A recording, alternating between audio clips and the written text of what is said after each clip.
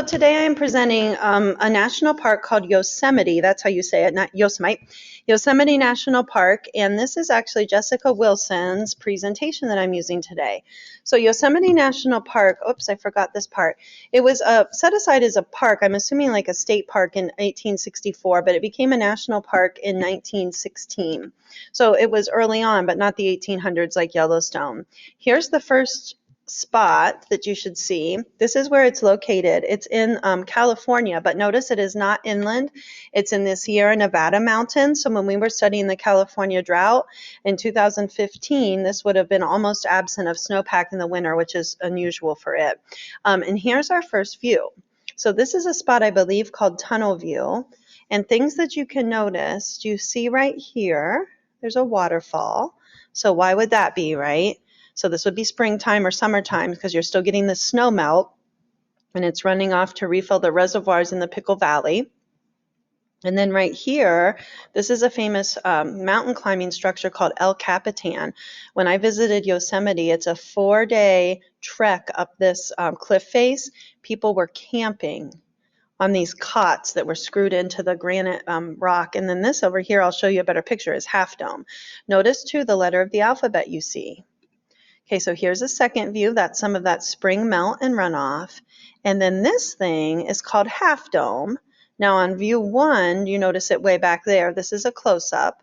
And I always joke, but Half Dome used to be Whole Dome till something got a hold of it. So what is that something?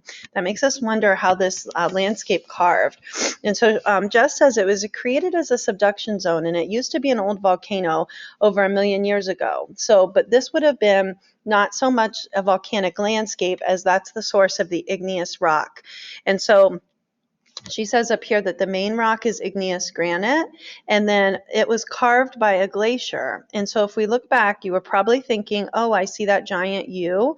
There's actually a point at the tip top that's called Glacier Point, where you can stand the height of where the glaciers used to actually be that carved this through. And so Whole Dome used to be Half Dome used to be Whole Dome before a glacier got through.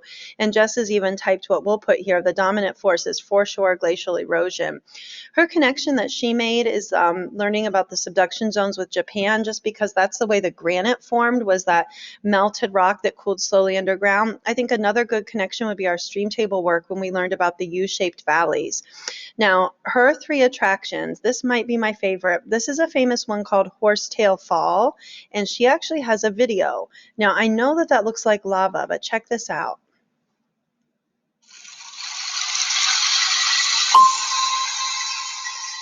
So it's called the Fire Fall.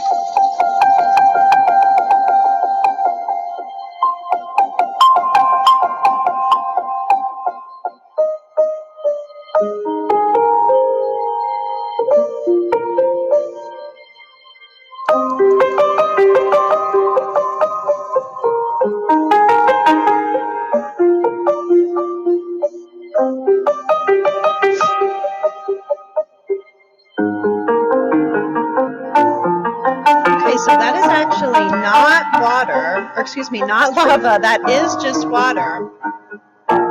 And so here's how the story goes. Let me show you a couple other views. So you can only see Horsetail Fall as the Fire Fall in the month of February. And so at certain times of day, because of the angle of the sun in the wintertime hitting it, in the way that the rock is carved, you get this waterfall that looks like a lava fall, even though it's really water. So again, Horsetail Fall in February, if you Google that for your picture, you will get something quite like that. And I've not seen it in person. People do flock there. It's kind of tough though, because normally in February there's so much snowpack. So her second attraction we've talked about, Half Dome. You can't tell in these pictures, but you can actually climb it, and there are these like metal rungs I've seen, not done this myself, that are like bolted into the rock. So you at the one point have to like crawl up like that. And then the next one is actually about her plant life. So there is a grove of giant sequoias that I've heard are actually taller than some redwoods. It's called the Mariposa Grove. So when you're in Yosemite, you can be among giant trees. Okay, so here are her attractions again. Horsetail Falls with the Fire Fall in February, Half Dome, and then the Mariposa Grove of the giant sequoias. So for plant life, she did pick the giant sequoia. Check out the person there.